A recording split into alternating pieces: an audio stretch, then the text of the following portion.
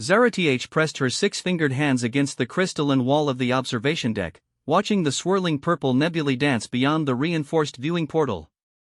At 7 feet and 3 inches tall, she had to duck slightly to peer through the window designed for average Kepler citizens. Her elongated limbs and graceful neck marked her as different from the moment she'd taken her first breath on the mining colony of Zirion Prime. The Kepler species valued uniformity above all else. Their society had been built on the principle that conformity bred strength, that deviation from the norm threatened the delicate balance they had maintained for over 3,000 years. Standing at the standard height of 5 feet 6 inches, with their compact builds and efficient movements, the Kepler had conquered 17 star systems through collective effort and shared purpose. Zara-Th was an anomaly. Born to two perfectly average Kepler parents, her unusual height had manifested during her adolescent growth cycle. While her peers stopped growing at the traditional markers, Zara-Th continued stretching upward like a young tree reaching for distant sunlight. The medical examinations revealed nothing wrong with her genetics, no trace of foreign DNA or mutation. She was simply different. The consequence of that difference had shaped every moment of her 24 standard years. Zara-Th, step away from the public viewing area, came the familiar voice of Enforcer Dexiel. The stocky Kepler male approached with measured steps, his regulation uniform crisp and intimidating. "You know the protocols." She turned slowly, her movement fluid despite the cramped space. "I was observing the astral formations for my research, Enforcer. The viewing deck is designated for all citizens during second shift." Dexiel's orange eyes flicked upward, taking in her full height. Even with her slight slouch, she towered over him by more than a foot. "Your presence here makes other citizens uncomfortable. The Council of Proportions has made their position clear regarding public spaces and individuals of non-standard dimensions." The euphemism stung more than direct insults. Zara-Th had heard every variation: oversized, aberrant, proportionally challenged, dimensionally deviant. The Council of Proportions, the governing body that determines social placement based on physical measurements, had classified her as a Category 7 variant. It was the highest classification for natural-born citizens who fell outside acceptable parameters. "I understand the discomfort my appearance may cause," Zara-Th replied, her voice steady despite the familiar ache in her chest. "However, my research credentials grant me access to these facilities during designated hours." Dexiel consulted his palm tablet, scrolling through regulations with practiced efficiency. "Dr. Kefare has filed a formal complaint. She states that your presence in the astrophysics laboratory creates an unsuitable working environment for standard-sized personnel. Equipment modifications and workplace accommodations have exceeded acceptable cost parameters." The words hit her like a physical blow. Dr. Kefare had been her mentor, the Kepler scientist who had recognized Zara-Th's brilliant mind despite her physical deviation. For 5 years, Zara-Th had worked in the laboratory, making groundbreaking discoveries about dark matter manipulation and quantum field theory. Her research had advanced Kepler technology by decades. None of that mattered when weighed against her height. "I see," Zara-Th said quietly. "Am I to be reassigned?" "Effective immediately, you will report to Waste Management Sector 12. Your scientific credentials remain valid, but you will serve in a capacity more suitable to your physical specifications." Waste Management Sector 12 was located in the deepest levels of the space station, where the corridors were taller to accommodate massive recycling equipment. It was where the Kepler sent their Category 6 and 7 variants, the outcasts who didn't fit into their carefully ordered society. Zara-Th nodded once, a sharp gesture that conveyed her understanding. She had always known this day would come. Despite her achievements, despite her contributions to Kepler's science, she would always be defined by the measurements that made her different.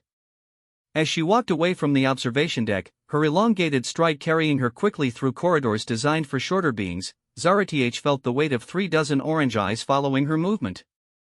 Citizens pressed themselves against walls to avoid contact, parents pulled their children closer when she passed.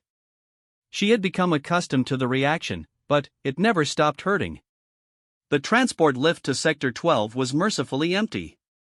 Zara Th stood in the center of the car, finally, able to stand at her full height without worrying about hitting her head on low-hanging fixtures. For a brief moment, she allowed herself to imagine what it might be like to live in a world built for someone like her. The fantasy evaporated when the lift doors opened to reveal the industrial wasteland of the lower levels. Supervisor Vexon waited for her at the entrance to Sector 12, his compact frame made even smaller by the towering machinery surrounding him. Unlike the other Keplers she had encountered, Vexon didn't seem bothered by her height. He looked up at her with something that might have been sympathy. "Dr. Zara Th," he said, using her scientific title despite the circumstances. "Welcome to the bottom of the station. Here, we deal with what others throw away." The irony wasn't lost on her. "I suppose that includes people as well as waste materials." Vexon's expression shifted to something resembling a smile. "Perhaps. But, down here, we measure worth differently. Your height might actually be an advantage when working with the thermal processing units." He led her through the sector, explaining the various waste management protocols and safety procedures. The work was honest but far removed from the cutting-edge research she had devoted her life to. Instead of manipulating quantum fields and studying cosmic phenomena, she would be sorting recyclable materials and monitoring environmental systems. As they walked, Zara Th noticed something unusual about Sector 12. The workers moved with less rigid efficiency than those in the upper levels. Conversations flowed more naturally, and she observed several Category 6 variants working alongside standard-sized Kepler without apparent tension. "The regulations are more relaxed down here," Vexon explained, noting her observation. "The Council of Proportions rarely inspects the lower sectors. As long as we maintain our quotas and keep the station running smoothly, they prefer to forget we exist." "A convenient arrangement for everyone," Zara Th murmured. "Indeed. You'll find that exile has its own freedoms." They reached her assigned workstation, a massive sorting platform designed for processing organic waste. The controls were positioned higher than standard, requiring someone of unusual height to operate efficiently. For the first time in years, Zara Th found herself in a space that seemed designed for her body rather than against it. "Your shift begins tomorrow at 0600 hours, Vexon said. "I'll assign Trachiel to show you the procedures. He's another Category 7, been down here for 8 years. As Vexon departed, Zara Th stood alone in the cavernous waste management facility. The humming of recycling equipment created a steady rhythm that was almost soothing after years of hearing whispered complaints about her presence. Here, at least, her height was not a hindrance but a practical advantage. She spent the remaining hours of her shift exploring Sector 12, familiarizing herself with her new environment. The workers she encountered nodded respectfully when she passed. Some even offered brief greetings. After years of being treated as a walking disruption to social order, the simple courtesy felt revolutionary. That evening, alone in her newly assigned quarters in the lower residential levels, Zara Th activated her personal research files. The data streams that had consumed her thoughts for the past 5 years glowed on her workstation display. Quantum field manipulation equations, dark matter distribution models, theoretical frameworks for faster-than-light communication. Her life's work, now relegated to a hobby pursued in stolen moments between waste management duties. As she reviewed her latest calculations, a communication alert chimed on her personal device. The sender's identification made her pause. The message came from outside Kepler space, from a research station in what was designated as the neutral zone. More surprising still, the sender was listed as human. Zara Th had heard of humans, of course. The younger species had made contact with Kepler's civilization only 50 years earlier. They were described as chaotic, unpredictable, and dangerously variable in their physical characteristics. The Council of Proportions had classified the entire human species as Category 8, the designation reserved for beings deemed fundamentally incompatible with Kepler's society. The message itself was brief. "Dr. Zara Th, your published research on quantum field dynamics has reached our scientific community. We would be honored to discuss potential collaboration. Your insights could revolutionize interstellar communication technology. Please respond if you are interested in pursuing research beyond current limitations." It was signed by Dr. Sarah Chen, Director of Advanced Physics Research, Prometheus Station. Zara Th stared at the message for several minutes, reading it multiple times to ensure she understood correctly. Someone had not only read her research but found it valuable enough to reach across species boundaries. More importantly, they had addressed her by her scientific title and treated her work with respect. For the first time since receiving her reassignment to waste management, Zara Th felt a flicker of hope. Perhaps her height had made her an outcast among her own people, but somewhere in the vast galaxy, others might judge her by the content of her mind rather than the measurements of her body. She began composing a reply, her elongated fingers dancing across the input interface with growing excitement. Outside her small window, the stars wheeled in their ancient patterns, indifferent to the social conventions that had shaped her life. Among those distant suns lay the possibility of a different kind of existence, one where being different might be considered a strength rather than a flaw. As she worked late into the station's artificial night, Zara Th began to imagine possibilities she had never dared consider. The message from the human researchers represented more than professional opportunity. It was the first time anyone had reached out to her, not despite her differences, but because of what those differences had allowed her to achieve. The foundation of everything she had believed about her place in the universe was beginning to shift, like quantum particles realigning in response to an unexpected force. Tomorrow would bring waste management duties and the familiar weight of social exile, but tonight belonged to possibility. 3 weeks into her exile in Waste Management Sector 12, Zara Th had established a routine that balanced her official duties with clandestine research. The thermal processing units required monitoring during night shifts, providing perfect cover for her ongoing correspondence with Dr. Sarah Chen and the human research team at Prometheus Station. The humans had not only validated her theoretical work on quantum field dynamics but had built upon it in ways that astounded her. Their approach to scientific problems differed fundamentally from Kepler methodology. Where her people sought elegant uniformity in their equations, the humans embraced chaos theory and variable outcomes. They turned scientific irregularities into advantages rather than obstacles to overcome.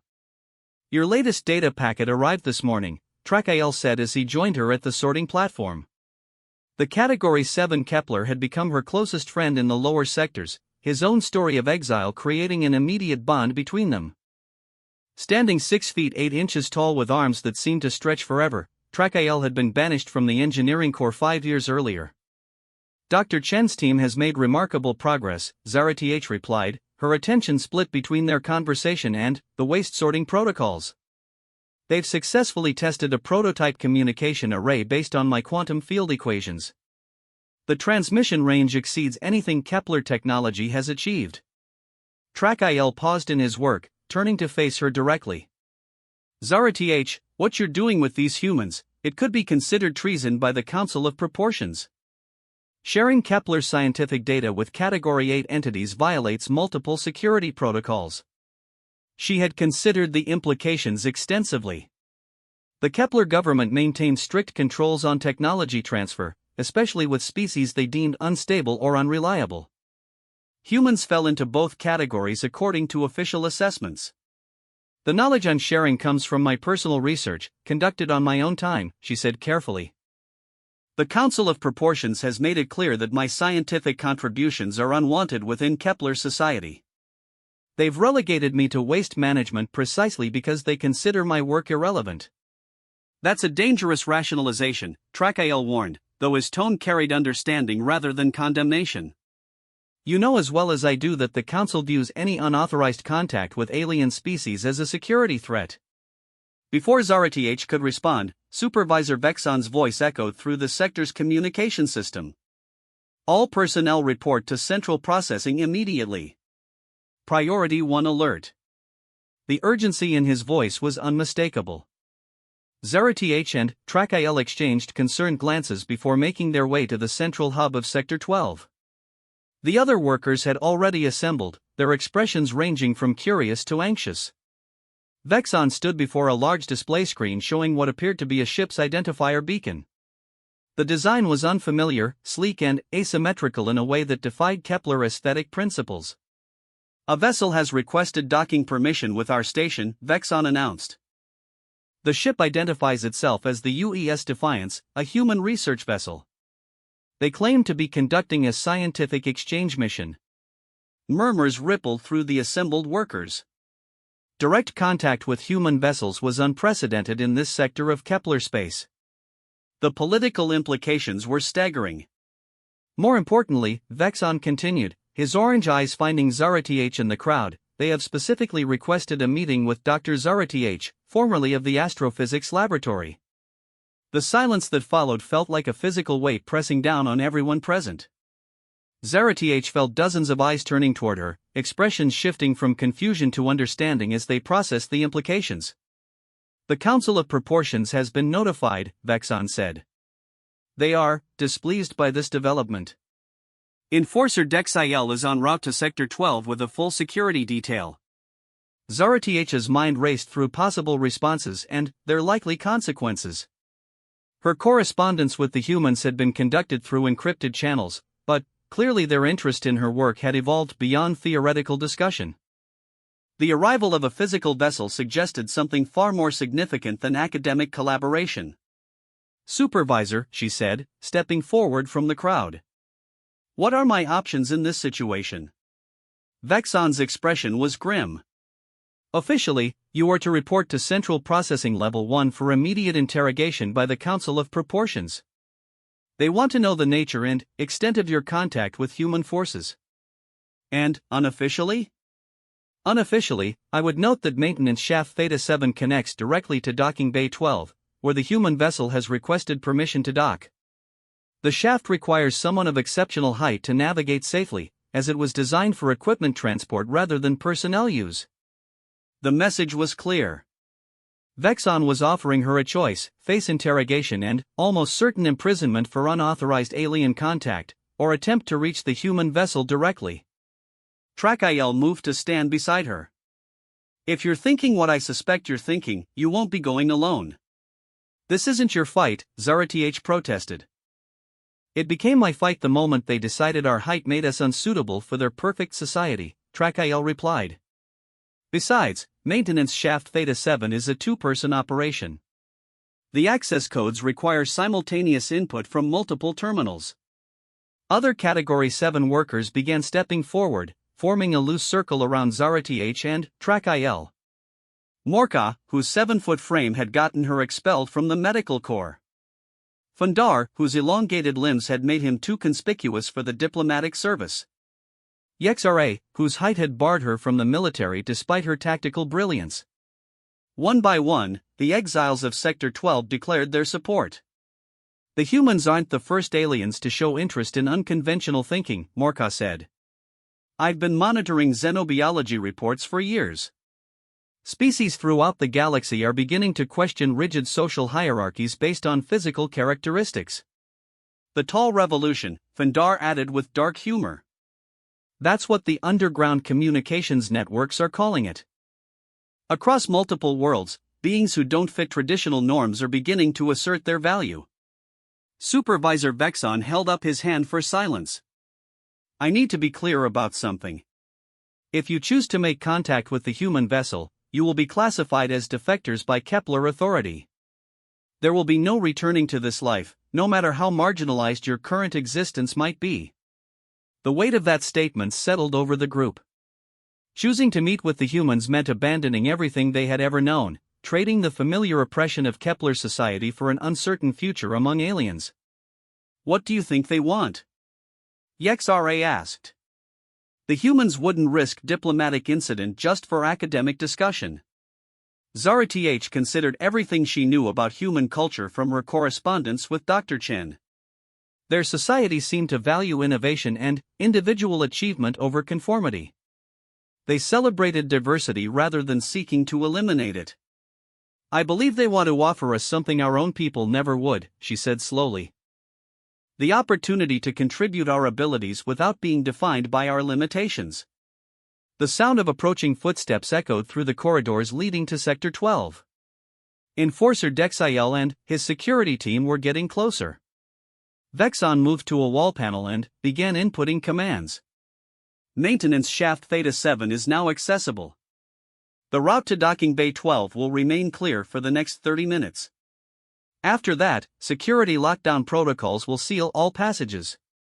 Zara Th looked around at the faces surrounding her. These were brilliant minds trapped in bodies that their society had deemed unacceptable. Scientists, engineers, medical professionals, and military strategists whose talents had been wasted because their physical measurements fell outside arbitrary standards. "Anyone who comes with me needs to understand the risk," she said. "We're not just leaving Kepler space. We're betting our entire future on the possibility that somewhere in the galaxy, beings exist who will judge us by our minds rather than our measurements. The risk of staying is greater than the risk of leaving," Morka replied. "At least with the humans, we have the possibility of meaningful existence." The sound of security forces grew closer. Time was running out. Vexon activated the emergency lighting system, bathing Sector 12 in the red glow of alert conditions. "Go," he said quietly. "Show the galaxy what Kepler society threw away." Zara Th led the group toward maintenance shaft Theta 7, her elongated stride finally serving as an advantage rather than an impediment. Behind them, the sound of Enforcer Dexiel's team entering Sector 12 echoed through the corridors. The maintenance shaft was everything Vexon had described, a narrow passage designed for equipment transport, with ceiling height that would have been impossible for standard-sized Kepler to navigate. Zara Th and her companions moved through the cramped space with the fluid efficiency that their unusual proportions provided. As they approached Docking Bay 12, Zara Th could hear the distinctive whine of alien engines powering down.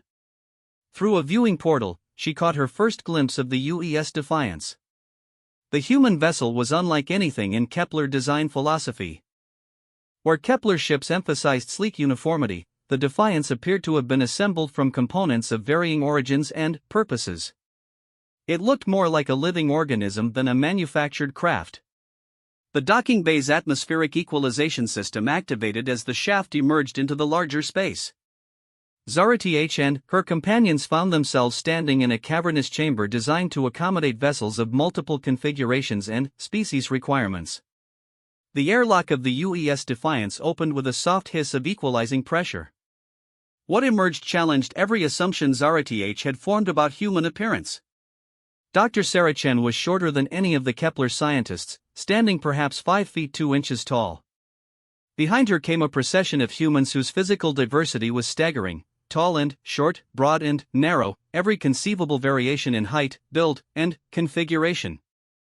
Most remarkably, none of them seemed uncomfortable with this diversity. They moved together as a coordinated unit while maintaining their individual characteristics. Dr. Chen approached Zara Th with a confident stride, stopping directly in front of her without any of the awkwardness or discomfort that Zara Th had come to expect from first meetings. "Dr. Zara Th," Chen said, looking up without any apparent strain or self-consciousness. "Your research has revolutionized our understanding of quantum field dynamics. We're here to offer you something your own people seem incapable of providing, a place where your talents can flourish without constraint." Behind Dr. Chen, the diverse human crew waited with expressions of genuine interest and respect. For the first time in her adult life, Zara Th found herself in the presence of beings who seemed genuinely pleased to meet her. "What exactly are you offering?" she asked. Chen smiled, an expression that conveyed warmth and possibility. "Partnership. Recognition. The chance to push the boundaries of scientific knowledge without having to apologize for who you are. Our ship carries researchers from 17 different species, all of whom were considered outcasts or misfits by their homeworlds." She gestured toward her crew. "We call ourselves the Defiance because we refuse to accept that diversity is a weakness. Would you and your colleagues like to see what collaborative science looks like when it's freed from the constraints of conformity?" 6 months aboard the UES Defiance had transformed Zara Th's understanding of what scientific collaboration could accomplish. The human vessel had become a traveling laboratory where 17 species worked together on projects that would have been impossible within the confines of their individual societies. The ship itself defied conventional design principles. Corridors varied in height and width to accommodate the physical requirements of different species. Workspaces could be reconfigured in real time to optimize efficiency for diverse body types. Most remarkably, these accommodations were seen as strengths rather than costly inconveniences. "The quantum field resonance is stabilizing," announced Dr. Kexera, a crystalline being whose fractal structure allowed him to perceive mathematical relationships in ways that organic minds couldn't match. His contributions to their current project had been invaluable, despite his appearance being so alien that most species found him disturbing to observe. Zara Th monitored the primary display from her position at the central console. Her height allowed her to oversee multiple workstations simultaneously while maintaining visual contact with team members across the expansive laboratory. For the first time in her life, her physical characteristics were considered an asset rather than an accommodation. "Field coherence is holding at 97.3%, she reported. "Dr. Chen, we're ready for the next phase." Sarah Chen stood at a control platform designed for her considerably shorter stature, her fingers dancing across interfaces that automatically adjusted to her reach and preference. Around the laboratory, 14 other species worked at stations optimized for their unique capabilities. "Initiating long-range transmission test," Chen announced. "Target, Kepler Research Station Zirion Prime." The irony wasn't lost on any of them. They were about to demonstrate technology that could revolutionize interstellar communication by transmitting it directly to the station where Zara Th had been exiled for being too tall to fit into standard workspaces. The quantum field array hummed to life, drawing power from the Defiance's hybrid energy systems. Unlike the uniform fusion reactors preferred by most spacefaring species, the human ship incorporated power generation methods from multiple civilizations, creating redundancy and efficiency that surpassed any single species' design. "Transmission encoding complete," reported Dr. Vashti, whose six-armed physiology allowed him to operate complex controls with unprecedented speed and precision. His species had exiled him for lacking the traditional four-armed symmetry they considered aesthetically necessary. "Signal locked on target," added Captain Torres from the bridge. The human commander's voice carried the confidence that Zara Th had come to associate with her new colleagues. "All stations report ready for quantum field transmission." Zara Th felt a familiar mixture of anticipation and anxiety as she prepared to activate the array.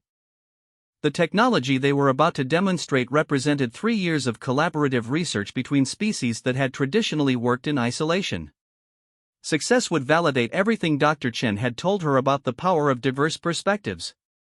Failure would confirm the Kepler Council of Proportions assessment that unconventional approaches led to unreliable results.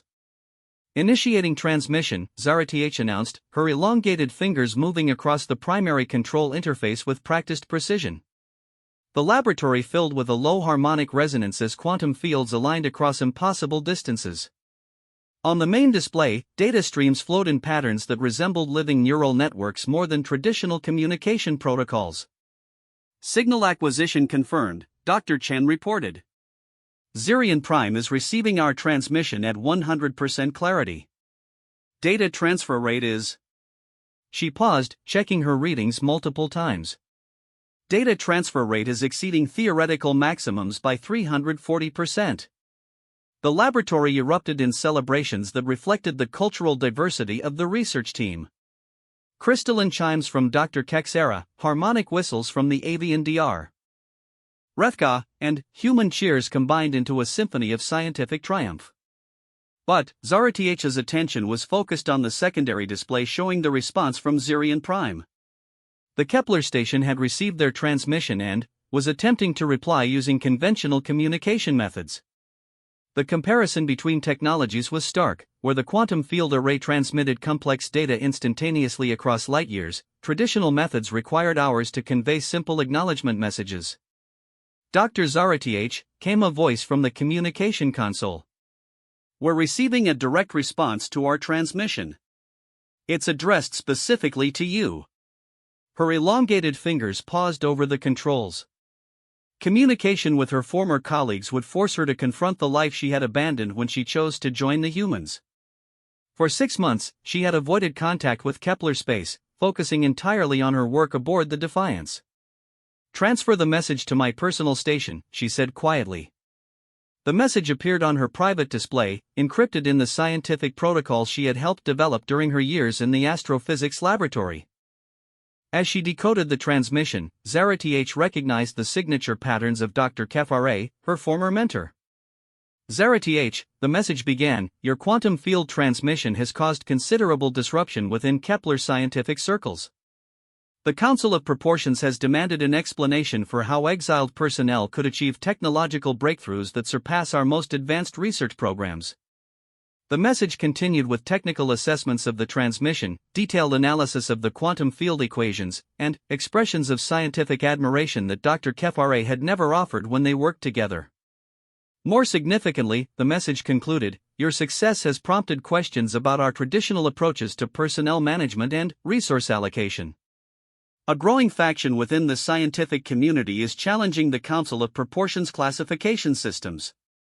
Zara-TH stared at the message, processing implications that extended far beyond personal vindication. Her work aboard the Defiance wasn't just advancing scientific knowledge, it was undermining the fundamental assumptions that Kepler society used to justify their rigid social hierarchy. Good news? Dr. Chen asked, approaching Zara-TH's workstation with characteristic directness. Complex news, Zara-TH replied. My former colleagues are beginning to question whether physical conformity actually correlates with scientific capability. Revolutionary thinking, Chen said with a slight smile. How does it feel to be an inadvertent catalyst for social change? Before Zara-TH could respond, Captain Torres's voice echoed through the laboratory from the ship's communication system. All hands to alert status. We have multiple vessels approaching from Kepler space. Configuration suggests a mixed fleet, scientific vessels and military escorts. The celebration of their successful transmission evaporated as the research team realized they were about to receive visitors from Zara-TH's home system. The implications were potentially dangerous for everyone aboard the Defiance. Military escort suggests they're not planning a friendly scientific exchange, Dr. Chen observed. Captain, what's our tactical situation? Torres's response came through the ship's speakers. 7 vessels total, 3 research ships and 4 military cruisers. They're requesting permission to board for what they're calling a diplomatic and scientific consultation. Zara-TH understood the euphemism.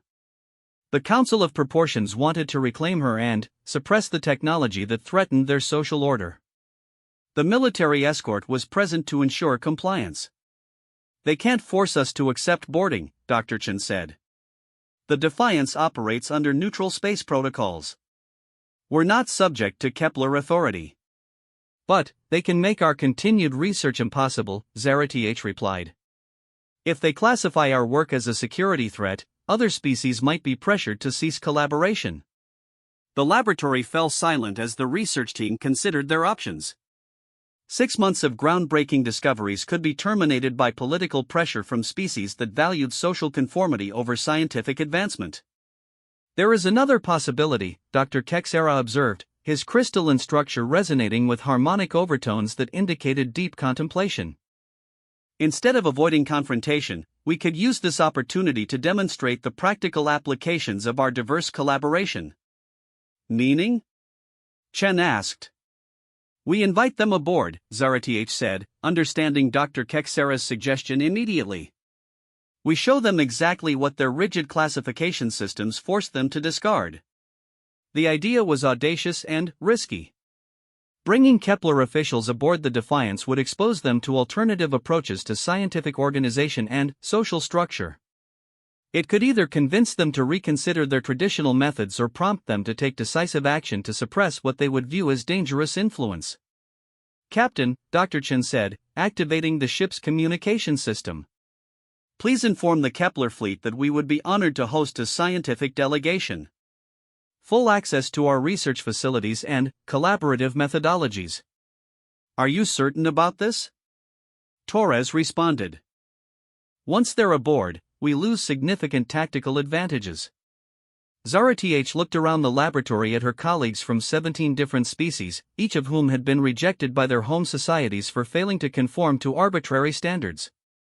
Together, they had achieved scientific breakthroughs that surpassed anything their individual species had accomplished in isolation. Captain, she said, her voice carrying the confidence she had developed over 6 months of meaningful work, please extend the invitation. It's time for the Kepler Council of Proportions to see what they threw away. 2 hours later, Zara-TH stood in the Defiance's main docking bay as Kepler officials emerged from their shuttle. The delegation included Dr. HFY, 3 members of the Council of Proportions, and a military escort led by Enforcer Dexil. The Kepler officials stopped abruptly when they saw her waiting to greet them. At 7 feet 3 inches tall, standing confidently without the apologetic slouch she had maintained throughout her life on Kepler stations, Zara-TH presented a striking contrast to their expectations. More shocking was the reception committee surrounding her. 17 species stood together in the docking bay, their diverse physical characteristics creating a visual symphony of biological variation. Yet they moved and interacted with the coordinated efficiency that the Kepler associated exclusively with uniform populations. Council members, Zara-TH said, offering the traditional Kepler greeting with fluid grace. Welcome aboard the UES Defiance. We're eager to share our research methodologies with colleagues from the Kepler scientific community. Dr. HFY stepped forward, her compact frame dwarfed by Zara-TH's height. For the first time in their relationship, however, she looked up without any expression of disapproval or discomfort. Dr. Zara-TH, she said formally, the quantum field transmission you demonstrated has revolutionized our understanding of interstellar communication theory. The Council of Proportions is interested in understanding how such breakthroughs became possible. Council member Vorthak, the most senior of the delegation, studied the diverse assembly with obvious discomfort. We were not informed that this vessel housed Category 8 entities from multiple species. The security implications of such concentrated deviation are concerning. With respect, Council member, Dr. Chen interjected, stepping forward with characteristic directness, you're observing the most productive research environment in known space. Perhaps your security concerns might be secondary to the scientific opportunities. The challenge in her tone was unmistakable. Captain Torres had positioned herself strategically near the docking bay controls, making it clear that the Kepler delegation was present by invitation rather than authority. Dr. Chen speaks accurately, Zara-TH said. Would you like to observe our research facilities in operation? I believe you'll find our collaborative methodologies illuminating. She led the delegation through corridors that automatically adjusted their dimensions to accommodate the Kepler officials' shorter stature, while maintaining accessibility for the diverse heights represented by the Defiance crew. The technology that made such accommodation possible was itself a product of interspecies collaboration. In the main laboratory, the quantum field array continued operating, transmitting data to research stations throughout known space. The Kepler officials observed in growing amazement as species they had classified as fundamentally incompatible worked together with seamless efficiency. The mathematical models underlying your quantum field equations, Dr. HFY said, studying the displays with professional fascination, incorporate theoretical frameworks from species that Kepler science dismissed as chaotic and unreliable. Chaos theory provides computational advantages that purely orderly systems cannot achieve, Dr. HFY replied, his crystalline structure resonating with harmonic patterns that the Kepler found both beautiful and unsettling. Your species' emphasis on uniformity has limited your ability to recognize the mathematical elegance of controlled disorder. Council member Vorthak appeared increasingly uncomfortable as he observed the laboratory's operation. This level of interspecies collaboration violates multiple protocols regarding technological security and cultural contamination. It also produces results that surpass anything achieved through traditional methods, Zara-TH replied calmly. The question becomes whether maintaining protocols is more important than advancing scientific knowledge. The confrontation that Dr. Chen had anticipated was developing exactly as she had hoped. By demonstrating the practical benefits of diversity, they were forcing the Kepler officials to choose between maintaining their social hierarchy and embracing superior results. Dr. Zara-TH, Enforcer Dexil said, speaking for the first time since boarding the vessel, the Council of Proportions is prepared to offer you reinstatement to your former position in the astrophysics laboratory. Your contributions to Kepler science have been reconsidered. The offer hung in the air like a challenge. Return to the society that had exiled her, accepting reinstatement as acknowledgement that her achievements were valuable enough to overcome her physical nonconformity. Zara-TH looked around the laboratory at colleagues who had become more than research partners. They had become proof that scientific excellence could flourish when diversity was embraced rather than merely tolerated. Enforcer Dexil, she replied, her voice carrying the authority she had never been allowed to express in Kepler space. I appreciate the Council's revised assessment. However, I must respectfully decline. The Kepler delegation stared at her in obvious shock. Refusing reinstatement to Kepler Society was unprecedented, particularly from someone classified as a Category 7 variant. Furthermore, Zarath continued, I would like to extend an invitation to any Kepler scientists who feel constrained by traditional classification systems. The Defiance always has room for brilliant minds, regardless of their physical specifications. Dr. Kefare stepped forward, her expression showing a mixture of admiration and uncertainty. You're proposing that Kepler scientists abandon our society to join this experiment in controlled chaos? I'm proposing that Kepler scientists consider whether their talents might be better utilized in an environment that values innovation over conformity, Zarath replied. The choice, of course, remains yours. The delegation's departure 3 hours later was accompanied by intense discussions that continued long after their shuttle disappeared into Kepler space. Dr. Kefare had requested complete copies of their research data, ostensibly for council review but, clearly for personal study. More significantly, she had privately asked Zarath about application procedures for the Defiance research program. How many do you think will follow? Dr. Chen asked as they watched the Kepler fleet depart. Enough to change everything, Zarath replied. Scientific curiosity is stronger than social conditioning, given sufficient motivation. Over the following weeks, discreet communications began arriving from Kepler space. Scientists whose work had been constrained by traditional protocols, engineers whose innovative designs had been rejected for aesthetic nonconformity, medical researchers whose insights had been dismissed because their physical characteristics made colleagues uncomfortable. Each message represented another mind freed from the limitations of arbitrary social hierarchies. The exodus from Kepler space began slowly, individual scientists requesting transfers to neutral space research programs. But, as news of their success spread, the movement gained momentum. The quantum field array that had started as a technological demonstration became the foundation for a communication network that connected outcast scientists across known space. Species that had relegated their non-conforming members to exile discovered that those exiles were collaborating to achieve breakthroughs that surpassed anything their home societies had accomplished. Zarath stood once again at an observation portal, watching the swirling patterns of interstellar space beyond the reinforced viewing area.